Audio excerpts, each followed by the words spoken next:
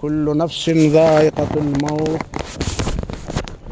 وإنما توفون أجوركم يوم القيامة فمن زحزح عن النار وأدخل الجنة فقد فاز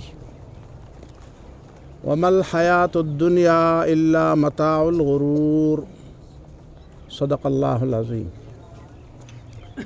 انتهائی قابل احترام عزتمند مشرانو کشرانو ومزولو، دا یو حادثاتی غم دی او واقعاتو کې دا ده چې جوانۍ کې او په مسافرۍ کې او په وطن نه لرې نو داسې حادثې چې راشي نو واقعي د سړي زړه خوږېږي.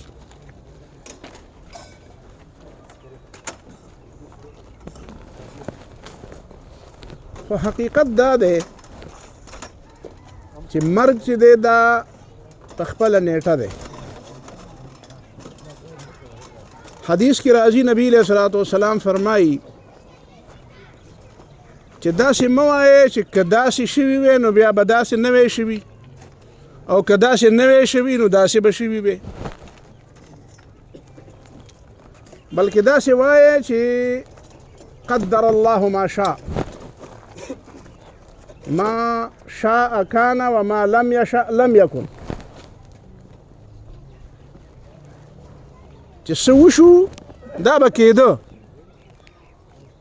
او چې څه ونه شو دا نه کېده.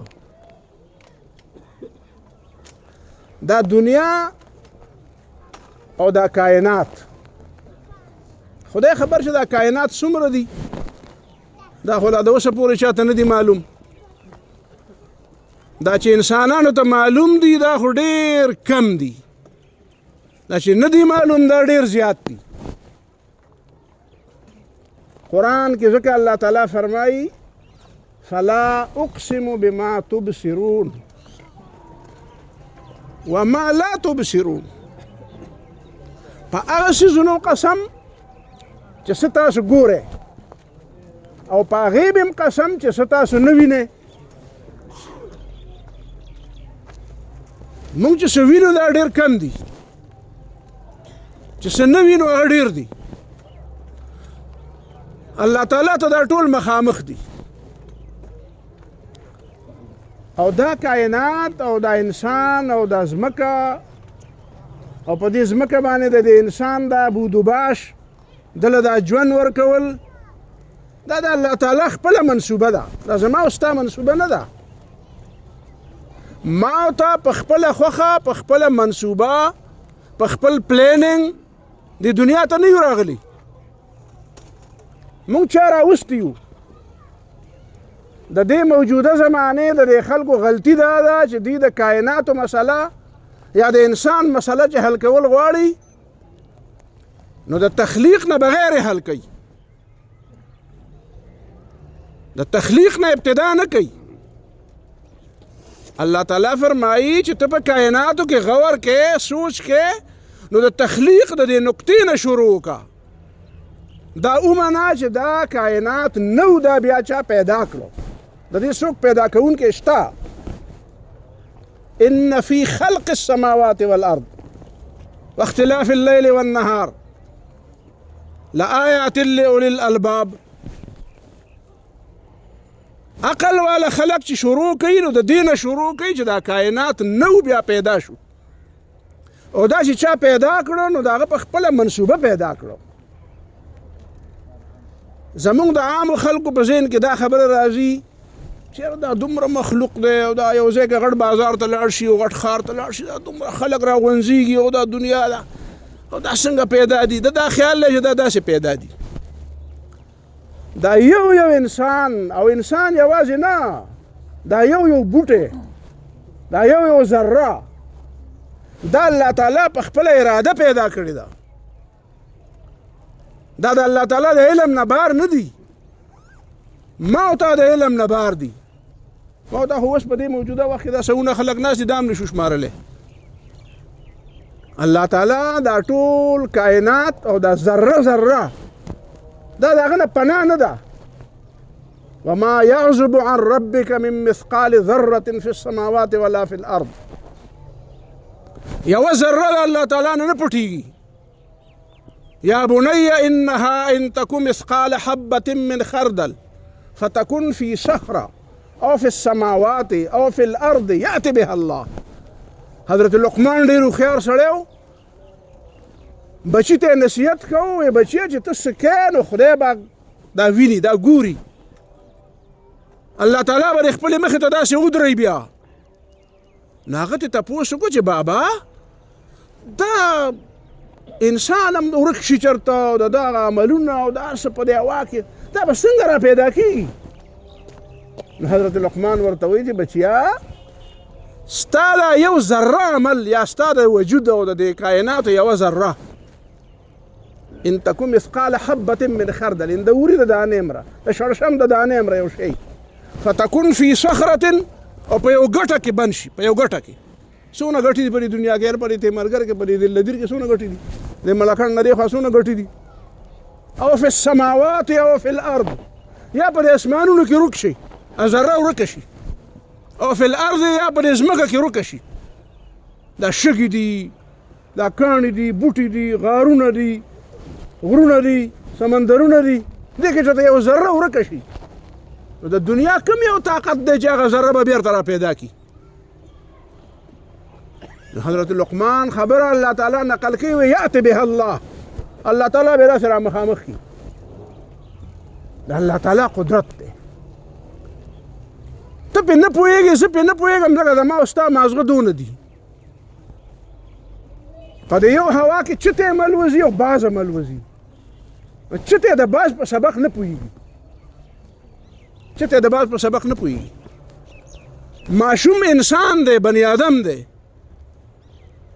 خو هغه په هغه خبرو نه پوهېږي چې بیا لوی شي او پرې څنګه پوهېږي. په اول کلاس کې چې ماشوم داخل کې او الفبا ورته وایي نو هغه خبرې ورته نشي کولی، په هغې نه پوهېږي چې کومه ورته بیا په 10 او 12 او په 14 او په امفل او پي ایچ ډي کې ورته وایي. په هغې قیسو نه که هغه ورته وایي چې ما په دې پوهېږه وایي نه صبر وکړه وخت به راشي که نه بیا دا سبق خو به هلته بیا وایي. ستا د دې کلاس ځان له سبق دی، ورپسې کلاس کې به بیا بل سبق وي، هغې نه پس به بیا بل سبق وي. هغه اخرنی سبق ته په اول کلاس کې نشي ویلی. زمونږ د دې د موجوده زمانې د انسانانو پر دماغو کې دا خامي ده چې دی په اتنا کې دی لا ماشوم دا د الف ب قابل دی چې الف با تا سا اے بی سی ورته ووایي او دی تپوس کوي د ما نه د پي ایچ ډي د سوالونو، د ریسرچ او د پروفیسرۍ د زمانې. صبر وکړه که نه ته خو لا په اتنا کې تا خو لا پرایمري نه ده پاس کړې نو د پرایمرۍ متعلق تپوس کوه نو تا ته به میلاویږي جواب. نو چې ته د هغه اف سی او د 14 او د 13 خبرې کوې، د امفل او د پي ایچ ډي خبرې کوې نو خو تا ته په دې وخت کې نه میلاویږي. بیا خو دا نظام ټول ختم کوي. بیا خو د اول نه چې ماشوم په اتنا کې داخل کوي نو به د پي ایچ ډي کلاسونه ورته شروع کوي. انسان بیا دا وایي چې زما د خدای په باره کې دا خیال دی او دا تصور مې دی خو ما ته خو جواب میلاو نه شو. نو صبر وکړه ته خو لا په اتنا کې صبر وکړه، وخت به راشي تا ته به پته ولګي. ستا خو لا نظر هم کمزوری دی. په دې کائناتو کې ډېر څیزونه دي تی نه دا چې کوم خلک لږ غونې مطالعه کوي او دا پسې لږ ډېر څه پوهېږي. انسان په 3 ډایمنشنز کې شی لیدی شي. ډایمنشنز خو نن سبا 11 پورې ډایمنشنز دي. که ته د هغه 3 ډایمنشنز نه لږ مخکې لاړ شي کیدای شي ته پیریان هم وینې، کیدای شي ته داسې رنګونه هم وینې چې هغه ته نه وینې. په دې موجوده زمانه کې په دې دنیا کې د څومره رنګونه دی ټول ته لیدی شي نه شي لیدی، ځکه چې ستا دا سترګې داسې نه دي پیدا کړي چې ته هر رنګ وینې. ستا دا غوږونه داسې نه دي پیدا کړي چې ته هر شی واورې. ستا د عقل او د دماغ داسې نه دي پیدا کړي چې ته د هرې خبرې په جواب پوه شې. سوال به ستا په ذهن کې راځي سوالونه خو د ماشومانو په ذهن کې راځي. زما یو ماشوم نوسی دی 15 کالو دی، داسې سوالونه زمانه کوي چې زه حیران شم ورته چې دا دې څه وایي. نو زه چل ول کې بیا ځکه سوال خو هغه وکړي خو په جواب خو هغه نه پوهېږي. دا کائنات څنګه پیدا کړو، دا انسان څنګه پیدا کړو، دا د نشته څنګه شته که ماته دا د نشته شته کول څنګه وي، د نشته شی څنګه شته کېږي. زه د څنګه په دې پوهېږم. ته ماته ووایه د شپږو کالو ماشوم به زه په دې څنګه پوهېږم چې د نشته شی څنګه شته کېږي. نو ډېرې مسلې به ستا په مضمون دا د مولانا خبره وکړه الحاد. دا بېوقفتوب دی، ځان نه پیژني، خپل حدود نه پیژني، ځکه د الله په خبره اعتراض کوي او ځکه د الله تعالی په خبره اعتراض کوي چې دا د دنیا نه مایوس شوی دی. د په دماغو کې ځان له یو بنګله جوړه کړې وه، ځان له یو خاکه جوړه کړې. د شیخ چلي قصه پخوا په سکول کې به تاسو اورېدلي که نه؟ هر سړي د ځانه شیخ چلي جوړ کړی دی. زه به داسې کوم چې دا قدم والم بیا به داسې کېږي، چې هغه والم بیا به د هغې نه دا کېږي، بیا چې هغسې ونه شي نو بیا پوکي کوي یا سګرټ او چس شروع کړي یا خودکشي شروع کړي یا د خدای نه ګیلې شروع کړي. دا د مایوسو خلکو کار دی، دا د هغې خلکو کار دی چې کوم د حقایقو نه دی خبر. لږ خپل حدود پیژندل پکار دي. زه په خپله خوښه دنیا ته نه یم راغلی، زه چا راوستی یم، چا رالیږلی یم. چې رالیږلی یم نو بیا ما ته یو لار ښودلې ده، یو مشین چا جوړ کړی دی، یو نوی قسم واشنګ مشین راغی، هغې سره یو ګایډ بک هم راغی. په کار دا ده، د عقل تقاضا دا ده چې هغه نوی واشنګ مشین ته استعمالوې نو ته مخکې هغه ګایډ بک وګورې چې د دې د استعمال طریقه څه ده. ته پکې د مخکې نه ګوتې ووایې، سوچونه یې خوا دې خوا کې بې ځایه کله یو بټن وی کله بله بټن وی، نانجانې د ځانه جوړ کړی. بیا چې شی وران کړي څوک درته ووایي چې دې سره خو ګایډ بک هم و، نو ته وایې اوخو یاره مخکې خو هغه کتاب کتل پکار و، هغه کتاب ته مخکې ونه کتو. انسان سره او د کائناتو سره او د دې د استعمال سره الله تعالی ګایډ بک را لېږلی. اخرنی ورژن د هغه ګایډ بک قرآن دی. قرآن کې هر څه دي، دا بالکل اخرنی کتاب دی، مکمل کتاب دی. انسان به څه کوي، د کائناتو سره به څه تعلقي، د ده څه حیثیت دی، دی روان چېرته دی او راغلی دی چېرته نه دی. دا ټولې خبرې درته په کتاب کې لیکلي او د کتاب سره یې استاد هم را لېږلی و. داسې به نه چې تش کتاب به راوالې او وایې به چې استاد ته ضرورت نشته، ما له عربي راځي. دې خبرې له بیا راځم چې کوم ذات چې ته دنیا ته را لېږلی هغه ته دا پته ده، دا د هغه په علم کې دي، د هغه په علم کې دي چې ته به څه کوې، تا څومره وخت دی. څوک د پیدایش سره مړه شي، پیدایش سره مړه شي، یاره وایي جي په دې ډیلیوري کې څه غلطي وشوه. زموږ یو ډاکټر ملګری دی، نوسی و، ډېر زیات خفه و، نوسی مې وشو. ما څنګه وایي چې په ډیلیوري کې بس مړ شو. ما څنګه چل څه ولې؟ وایي یاره بس هغه څه غلطي په هغې کې وشوه، غلطي فکر وشوه، غلطي وشوه، بس دغه هم راوو چې بس هغه صرف د دنیا ته صرف راغی او بیا لاړ. څوک لږ غونې مزل وکړي، څوک څه میاشتې تېرې کړي، څوک څه کلونه تېر کړي، څوک یو عمر ته ورسي، څوک بل عمر ته ورسي، څوک داسې بوډاوالي ته ورسي لکه لا یعلم من بعد علم شیئا، چې څه ورته معلوم وي په هغې کې ورته بیا هېڅ هم نه معلوم، ارذل العمر ته ورسېږي، بېرته ماشوم شي. نبي علیه الصلاة والسلام به دعا کوله خدای پاکه د ارذل العمر نه مې وساتې، داسې عمر ته مې ونه رسې چې په هغې کې بیا د بېرته ماشوم شم چې ځان خبر نه یم زه څه کوم او څه وایم. نو د دې لپاره دا دومره خبره درته وکړه چې دا د الله تعالی منصوبه ده، دا د الله تعالی پلانینګ دی. انسان له دونه غوندې ازادي ورکړې ده، ازادي چې دام کوه او دام کوه. داسې مځې نو ستا خوښه ده، خو ګورې دلته دارې دا کمر دی، پرې دیوال هم ته خطی شي، د شادو په شانتې ټوپونه وه، پرې دیوال داسې ورخېږه. خو طریقه دا هم ده چې داسې ورشه، هلته دروازه ده، دروازه وډه به وکړي، اجازت دې درکړو ښه په دروازه به ورشي. ته دا دواړه کاره کولی شي. یاره جی وي دا خو زه کولی شم، نو مې ته خو کنځل هم کولی شي، ته خو سړی هم ایستی شي، ته خو دروغ هم ویلی شي. نو څه مطلب دی چې ته څه کولی شي نو دا کوه. وایي جی دا خو زه کولی شم، دا خو داسې کېږي. او په دې خو داسې کېږي داسې وکړي داسې نتیجه مې په غلا باندې چې ډوډۍ راوړې ولې هغې باندې سړی نه مړېږي چې د سړي به مری زور کړي پیسې ترې والې او په هغه پیسو ډوډۍ والې نو مړ به پرې نه شي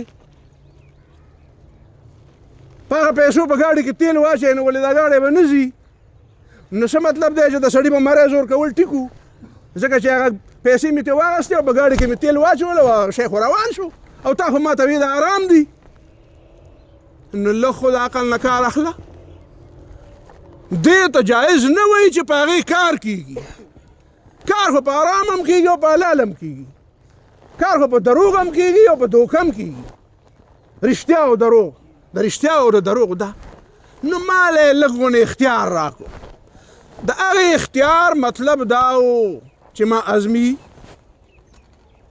خبره د ازمیښت دپاره پیدا کړه ویل لیبلوکم فیما آتاکم سورة الانعام آخرنی آیات ته وګوره ثم جعلناکم خلائف الارض ورفع بعضکم فوق بعض درجات الله تعالی د نورو خلکو په ځای اوس تاسو د دې ځمکې واکداران کړی نن نه شل کاله مخکې به په دې ځای کې څوک خلک اوس پکې یو هم نشته اوس ما او تا پکې ګرځو خدای خبر که دا دنیا 50 کاله نوره پاتې کېږي که نه پاتې کېږي خو که پاتې شوه نو پته نه لګي چې بیا به پکې څوک ورفع بعضکم فوق بعض درجات او چاله څه زیات ورکړه او چاله څه کم ورکړو د چا یو شی زیات او د چا بل شی کم ټولو له هر څه په یو مقدار نه دي ورکړي لیبلوکم فیما آتاکم دې دپاره چې الله تعالی تاله څه درکړي دي نو تا په دې کې ازمي تا پکې ازمي او دا ازمیل خبره دا ده چې مونږ په دنیا کې چې اوسېږو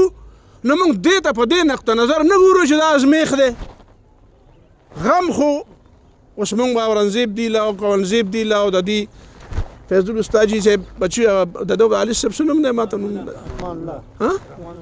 رحمان الله استاجي دعا به ورته کوو تسلي ولا ورکوو والدې صاحب له ورونه به ورله تسلي ورکوي چې دا ازمایش دی او یقینا ازمایش دی حقیقت دا دی چې په داسې وخت کې خبره کول هم ډېر ګران کار ځکه چې ببل سړي بله ورځ به یو نږدې جوان ملګری و زما د 29-30 سال یو شاګرد مې و ډېر نیک صالح هلک و اسلام آباد کې د شپې چا په دې ځای باندې په ویشتو او ورته سوال جواب وکړو راشه ورور دې مړ دی دا ډوله نو هر سړی وایي دا ازمایش دی خو په ایمان یې ووایه دا دومره په سوونو کسان ناست هغه سړی دې لاس اوچت کړي چې هغه دا خبره منلي او چرته یې کړي په خوله چې په چا باندې چا ښایسته کور جوړ کړی او ده ورته ویلي یاره چې په تا خو ډېر غټ ازمایش دی په ایمان یې ووایه کړي هم دي چېرته چا ښه ښایسته ګاډی اخیستی یاره جي په تا خو غټ ازمایش دی چا ښه ښایسته نوکري او غټه عهده میلاو شوي یاره جي په تا خو ازمایش دی چا له خدای ډېر زامن ورکړي او ډېر قابلان یاره جي په تا خو ازمایش دی په ایمان یې ووایه چا ته م ویلي دي څوک یې درته وایي او که چا درته ووایي چې په تا ازمایش دی وایي څه روغ یې که لیونی ولې څه مړی شوی دی ولې څه مصیبت دی څه نو دې جولې ته وګوره لږ ونې ځان پوی که ځان په دې پوی که خوشحالي ونبلوکم بالشر والخیر فتنه چې ښه حالت در باندې راځي نو دا انعام نه دی انعامونه خو په آخرت کې ملاویږي دې ته انعام وایي دا د جراثیمو ډکه دنیا دا د دوړو نه ډکه دنیا دا د حادثو نه ډکه دنیا دا د بیمارو نه ډکه دنیا دا د تربګنو د دشمنو او د غوټو نه ډکه دنیا چې هر سړي بل ته پړه کې دونه غوټې ساتلي دي خپې راکاږي دا د انعام ځای دی انعامونه داسې د بیمارۍ نه پې نه خلاصېږي د حادثو نه پې نه خلاصېږي د تربګنو د دشمنو نه نه خلاص نو دا څنګه انعام دی نو ته خمقلی ته ساده دنیا کې انعامونه غواړې دونه ویژن دې نشته د چا چې د انسان متعلق ویژن برابري سوچ برابري هغه به دا دنیا د خپل حیثیت نه ډېره ښکته ګڼي هغه به وایي چې دا دنیا خو د انسان دپاره د دې خو هېڅ حیثیت نشته بلې د دې دنیا انعام خو هغه دی چې ټول عمر خوشحالي انعام خو هغه دی چې څه دې زړه غواړي هغه کې انعام خو هغه دی چې نه ستا له چا سره دشمني جنت آنجا که آزاری نباشد کسی را با کسی کاری نباشد. جنت خو هغې ته وایي چې څوک ازاروي نه، څوک چاله تکلیف نه ورکوي. نو دنیا کې به داسې ځای ماته وښیې کسی را با کسی کاری نباشد، چې یو د بل نه تپوس نه کوي چې دا دې ولې وکړو. جنت خو دې ته وایي. نو انعام خو جنت خو انعام خو جنت دی. ته به دنیا کې انعام ګورې. نو ستا څه خیال دی چې ښایسته بنګله دې جوړه کړه او کور دې جوړ کړه او ډېرې پیسې در سره رالې او غټ عهده او غټ منصب او دا چې ته څه ته خوشحالي وې. یاره ممبر شوې، یاره وزیر شوې، یاره افلاطون شوې، او خلک درته وایي چې یاره جي په تا ازمایش دی. نو ته به وایې چې دا خو زما دښمن دی، ما ته په تا ازمایش دی. ازمایش به پته وي، ازمایش خو مصیبت ته وایي. نو موږ مسلمانان یو ماشاءالله، خو مونږ تر اوسه پورې په دې او ګیلې د خدای نه خو ډېرې زده کړي دي. یاره جي خدای پاک داسې ونه کړه، یاره جي څه وکړه ده، او خدای پاک ته خو ښه پته ده چې باران ته ضرورت دی. نه خو په مونږ خو یې باران ونه کړه. نه ما ورته خدای ته دا هم پته ده چې ته په څونه اوبو کې ته خدای څونه پېژنې. یو تپوس وکړه یاره جي زما فصل خراب شو، مې په ایمان ووایه په روز کال چې د فصل شوی و زکات دې ورکړی و. نو بیا خله بیا ما وایي چې دا پرېږده زکات دې نه ورکړی، نو د خور حق دې ورکړی و. په ایمان یې ووایه دا ځمکه ستا ټوله ستا ده، که دې کې د بل چا حق شته. دلته د حاجي آباد کې ما درس کړی، یو سړي ته د میراث مسله مې وویل، ما تاسو زنانه ولې میراث ورکوئ؟ نو هغه یو پکې ما ته وایي دا په زنانه په اختر او په روژه کې راځي، په شو قدر کې مونږ له غونځاخي کوو. مې ټول کلي له به زه غونځاخي کوم او دا ځمکې په ما پسې ولیکې، لیکې را پسې د غونځاخو په بدل کې ځمکې د ټول کلي به زه غونځاخي کوم، په اختر کې د ما کار راځي، خو ځمکې ټولې ماله راکړې. دا ته څه وې؟ نو دې ته خو نه ګورم. یو کس دا سوال وکړو چې دې غزې په دې مسلمانانو باندې خو ډېر بد حالت دی او دا یهودیان خو ډېر غټ ظالمان دي. یقینا ظالمان دي، خدای دې تباه کړي. الله دې د یهودیانو او د امریکایانو د فوجونو او د دې زور دا تباهي موږ ته په خپلو سترګو وښیي. الله دې د نتنیاهو او د هغه د فوجیانو بیړه غرقه کړي. ما ته وایي چې دا مونږ ورته خیرې کوو، مونږ هم خیرې وکړې. وایي خدای یې نه غرقوي، وایي خدای پاک ورته ښه ګوري او نه غرقوي. ما وایي چې خدای پاک ورته ګوري او نه غرقوي، نو دا ظلم صرف هغه دی په ایمان یې ووایه ته ټول هر څه ټیک کې. مې که خدای د ګناه په وجه غرقولی ته به هم نه وې او زه به هم نه وم، ته به هم نه وې او زه به هم نه وم. که الله تعالی ولو یؤاخذ الله الناس بظلمهم، که الله تعالی د ظلم په وجه باندې په دنیا کې خلک فورا نیولې، نو ما ترک علی ظهرها من دابه، الله تعالی به په ځمکه یو کس ژوندی نه وی پرېښودی، یوازې انسان نه، دا څاروي هم وجلي وی. دا خو زموږ دپاره دي. ولکن یؤخرهم الی اجل مسمى، دنیا کې نه ورکوي، دنیا کې سزا نه ورکوي، ولا یؤخرهم الی اجل مسمى، دا یو وخت دپاره وروستو کوي، بیا په هغه وخت کې ولا سزا ورکوي. دې ته ځان پوهېږه، عقیده برابر کا. ومن یؤمن بالله یهد قلبه، څوک چې په الله عقیده لري الله تعالی د زړه ته رهنمایي کوي، زړه ته رهنمایي کوي. ما عندکم ینفد وما عند الله باق، تا سره چې څه دي دا ختمیږي، الله سره چې څه دي دا همیشه پاتې دي. خوشحالۍ هغه دي چې د الله تعالی سره په آخرت کې دي. دنیا نه بعد دنیا کې خوشحالۍ مه ګوره. مرګ ته تاوان مه وایه، مرګ ته نقصان مه وایه، زړه خفه کېږي. د نبي علیه الصلاة والسلام زوی وفات شو، غېږ کې یې نیولی و، سترګو نه یې اوښکې بهېدې. حضرت سعد ورته وایي، سعد بن عباده رضی الله تعالی عنه، یا رسول الله داسې دي، داسې دي یا رسول الله، ستا د سترګو نه اوښکې بهېږي. نبي علیه السلام یې تدمع العین، سترګې مې بهېږي، اوښکې کوي. ويحزن القلب، او زړه مې غمجن دی. ولا نقول الا ما يرضى به ربنا، په خولې به هغه خبره نه کوم چې الله تعالی پې خفه کېږي، هغه به وایم چې الله تعالی پې خوشحالي. انا یا ابراهیم بفراقک لمحزونون، ابراهیم ستا په دې جدایه ډېر غمجن یو.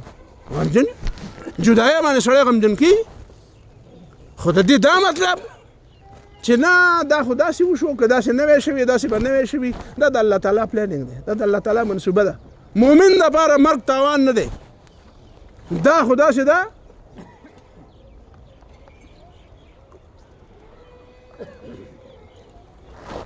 بل ورته یو مولوي صاحب مثال ووایو زما ډېر خوښ شو زده کړه پکاري که نه غوږې ښودل پکاري چا سره د علم خبره ډېر مزېدار مثال دی زما چې یو سړی دی د هغه دوه المارۍ دي مثال په طور په کور کې دوه المارۍ دي دا کتاب یې د یو المارۍ نه راغستی ورسره و بیا په هغې کې نه کېښوده په دې بل المارۍ کې کېښوده نو ته به په اعتراض کې چې دا خو مخکې دغلته پروت نو اوس دې په دې بله کې ولې کېښوده دا د الله تعالی دا دنیا هم د الله تعالی ده او د آخرت هم د الله تعالی دی دا یو بندی راواغستو دا د دې ځای نه اوس په هغه بل المارۍ کې کېښودو د هغه ځای نه به بل رالیږي دلته بیا راولي د دې ځای نه بله ورځ بل ځي د ورځې څونه ځي نو کله یو رالي په هغه یو ځای کېږدي کپړې دي کتاب دی لوښی دی یو وخت یې په یو المارۍ کېښودی او بل ځای کې په بل المارۍ کې کېښودو دا کائنات خو تا ته بدل بدل ښکاري د الله تعالی په نس خو دا کائنات دي دا یو دلته یې د ازمایش دپاره راولېږلې مرګ ته تاوان ویل د مؤمن کار نه دی رسول الله صلی الله علیه وسلم خبره درته کوم نبی علیه الصلاة والسلام فرمایي هر پیغمبر چې وفات کیږي نو الله تعالی ته تپوس کوي چې دنیا دې خوښه ده که آخرت ته ځي دا پیغمبرانو له الله تعالی یو شان ورکړی دی که نه موږ خو پیغمبران هم ونه پېژندو نو موږ خدای هم ونه پېژندو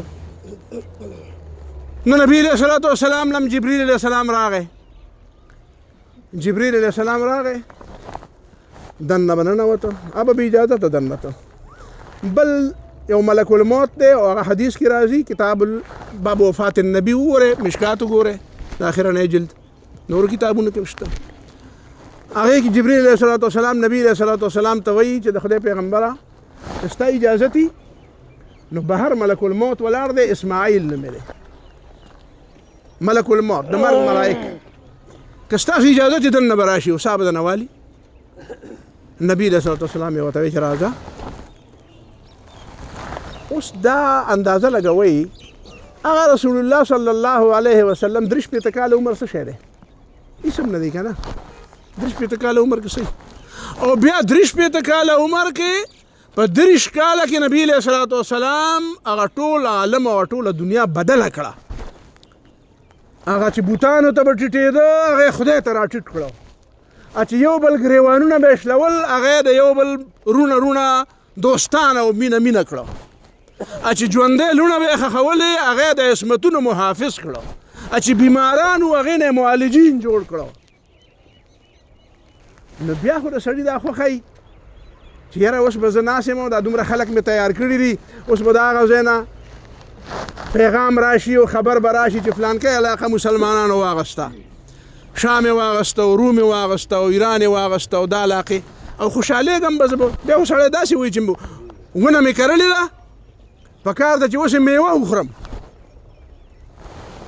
نو نبی علیه الصلاة والسلام وایي نه دنیا کې نه پاتې کېږم آخرت ته ځم هسې مزه خو په دې دنیا کې بیا وکړه دا مزه نه وه چې هغه خلک چې زما سره یې جګړې کولې هغه خلک چې په ما اعتراض کو په خدای اعتراض کو او ما به جوابونه کول او زه یې تنګولم او د کلي نه ایستم په کاڼو یې ویشتم هغه خلک لګیا دي اوس د الله تعالی د دین سپایان دي نو څونه مزه به کوي څونه خوند به ته سړی والي نبی علیه الصلاة والسلام ویل نه زه آخرت ته ځم زه آخرت ته ځم بد دلته خو د کار دپاره راغلی یم او کار وشو دا دنیا د اوسېدو ځای نه دی خو د دې نه ورپسې بله خبره ته وایي دا خو پیغمبر و ما یې په دغه وخت کې د دې نه لږ مخکې حضرت فاطمه رضی الله تعالی عنها یې خوا ته راوغوښته وی ته راشه خبره درته کوم نو په دې غوږ کې ورته خبره وکړه نو په ژړا شوه بیا یې لکه شیبه پس بیا راوغوښته نو هغه په خندا شوه نو وروستو بیا حضرت عایشې رضی الله تعالی عنها تپوس وکړو وی دا څه کیسه وه د نبي علیه السلام د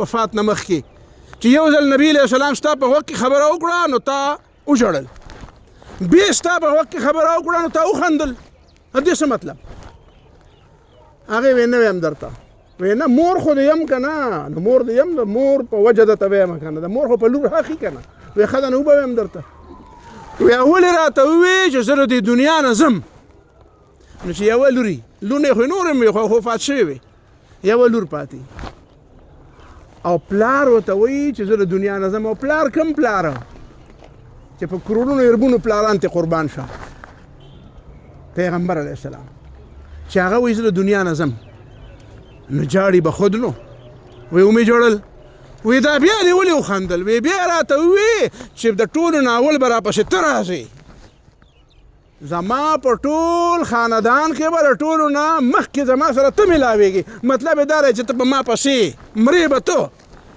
وایي چې د خپل مرګ مې واورېده نو ومې خاندل تاسې په ایمان ووایه زه کله کله د خپلو شاګردانو ته وایم په دې ځینو خبرو باندې مؤمن پوهېږي غیر مؤمن پې نه پوهېږي نو چې د خپل مرګ واوري نو خلک به خاندي اسې په ایمان یې ووایه چې اوس ما او تا ته څوک پرې غوږ کې ووایي هغه ملک الموت راشي دسې وایي چې زه ګورې هغه اسرائیل علیه السلام یم او ته به ګنټه پس مرې نو سره زما ولې زه داسې زبرګ یم څه په ایمان یې ووایه وبه خاندو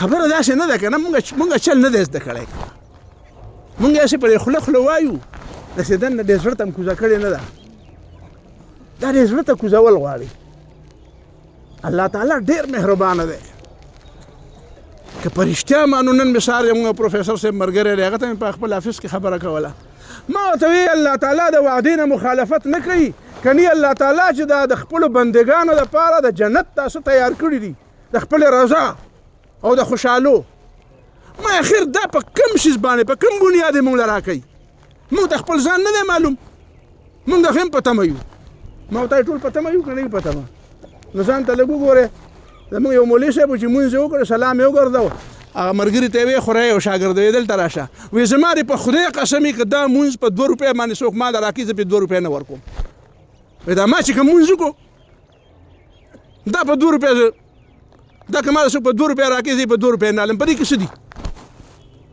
یوازې مونځ نه دی ټول ژوند دی مونږ ټول مونځ او دین یوازې په جومات پورې یې سر کړی دی یوازې جومات کې نه دی که نه زمونږ معاملات زمونږ خبرې زمونږ ګټه وټه زمونږ خویونه بویونه زمونږ د خلکو سره دوستۍ او تعلقات نسته پاسته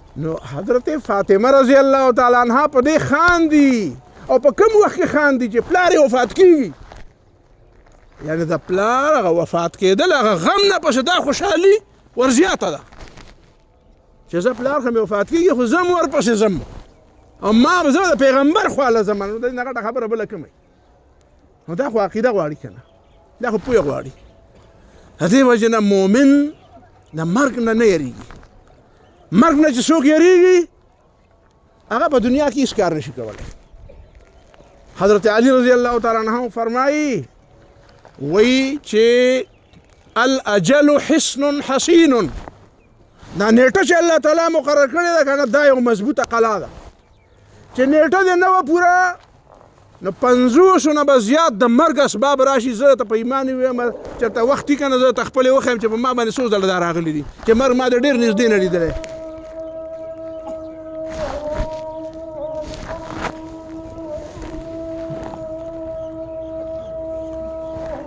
مونږ په څو دی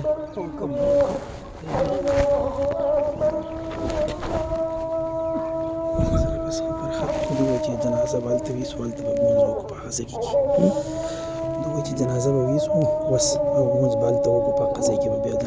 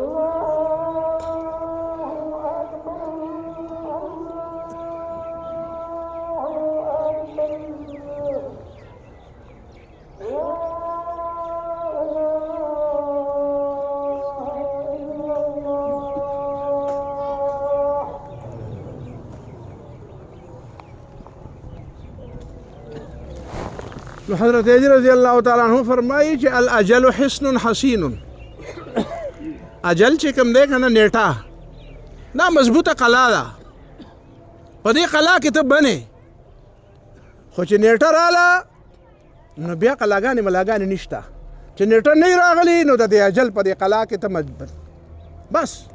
نو مرګ او د ژوند په باره کې په الله تعالی عقیده ساته. کله الله تعالی مقرر کړی هیڅ سبب به بظاهر نه یو را بشي، یاره سی چلو ولې وفات شو، بس وفات شو یاره، سی چلو شو بس سی چلو شو یاره، سړی ناسو خبرې کولې او اچانک یاره بس خولې واده کړو بس لا ساعت لاړ. او ډېر ځله به داسې اسباب راغلي چې ته به وایې چې لاړو، چې پوټي به دې معلوم شوي نه وي.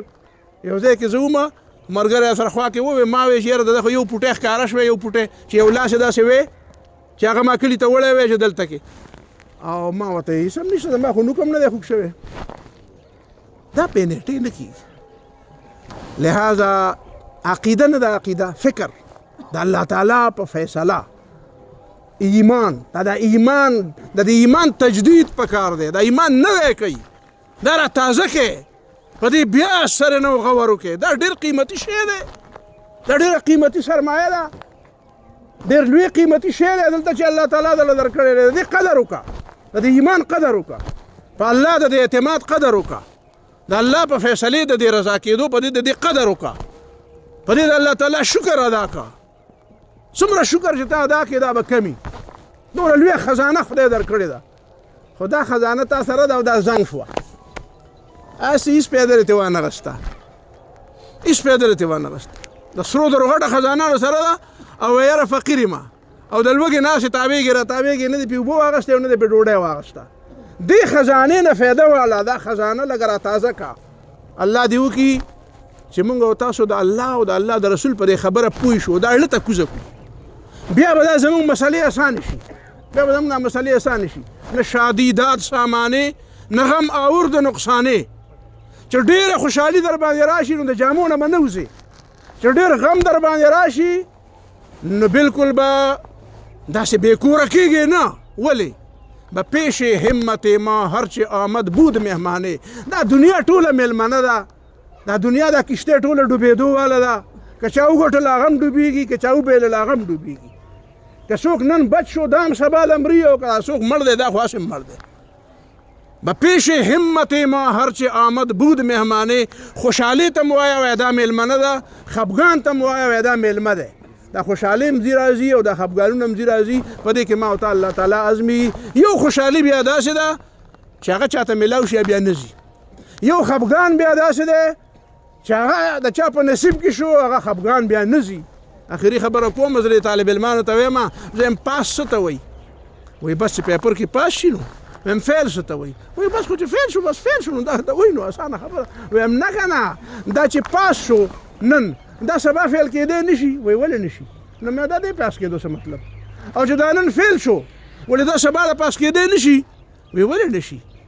نو مې دې فیل کېدو باندې خفګان د څه شي دپاره شو؟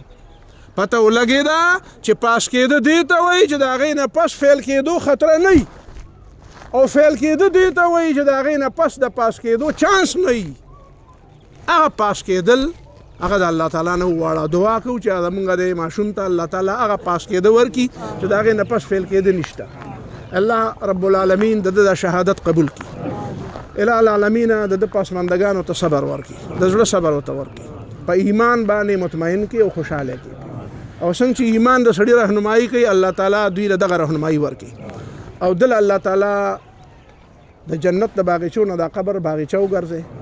غلطۍ او کمزوري د هر انسان نه کېږي، الله تعالی د ده نه چې کومې شوي دي په خپل قدرت معاف کړي. ته ډېر مهربان یې، او چې کومې نیکۍ کړي دي الله تعالی په ډېر ډېر څه قبول کړي. اله العالمین په ځوانۍ کې لاړو، په مسافرۍ کې لاړو. حدیث کې دا هم راغلی دي د کور نه ډېر لرې څوک وفات شي نو د ده او د کور په منځ کې دا کومه فاصله ده دا په نیکو کې حسابېږي. الله تعالی دا ولا په نیکو کې حساب کړي. ربنا تقبل منا انك انت السميع العليم وتب علينا انك انت التواب الرحيم.